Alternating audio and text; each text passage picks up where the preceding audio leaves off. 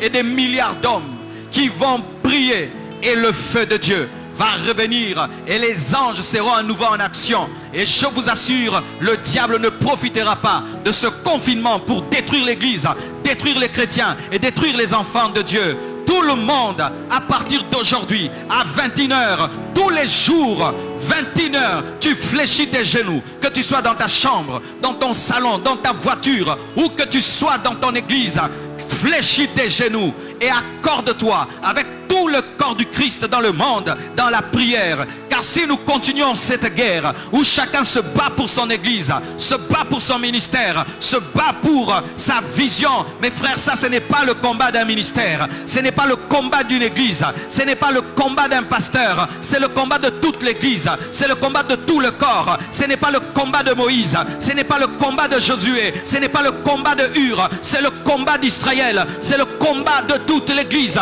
Et nous devons mettre de côté nos différences, nos divergences, nos mésententes et nous unir ensemble pour bouter dehors les puissants des ténèbres qui profitent du fait que les églises sont fermées pour anéantir la louange, anéantir la prière, anéantir la sanctification. Et nous allons lancer ce mouvement, nous allons contacter des leaders spirituels, nous allons passer à la télévision, passer à la radio, faire des panneaux afin que tous les chrétiens dans le monde sachent qu'il y a une heure où tous les enfants de Dieu dans le monde sont unis en esprit et prient. Et je vous assure, les puissants des ténèbres seront dérangés, le complot du diable va échouer et la puissance de Dieu va opérer dans l'église. Et je t'assure mon frère, ce n'est pas de Dieu que tu puisses penser que cela ne t'intéresse pas. Cela nous concerne tous.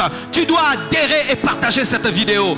Adhère à cette vision et partage cette vidéo. Adhère à cette vision et partage cette vidéo. Nous voulons que cette vidéo soit partagée dans toutes les églises et que chacun de nous, chaque 21h, tous les jours, nous puissions nous tenir ensemble devant Dieu. Et tu n'as pas besoin de le montrer sur Facebook.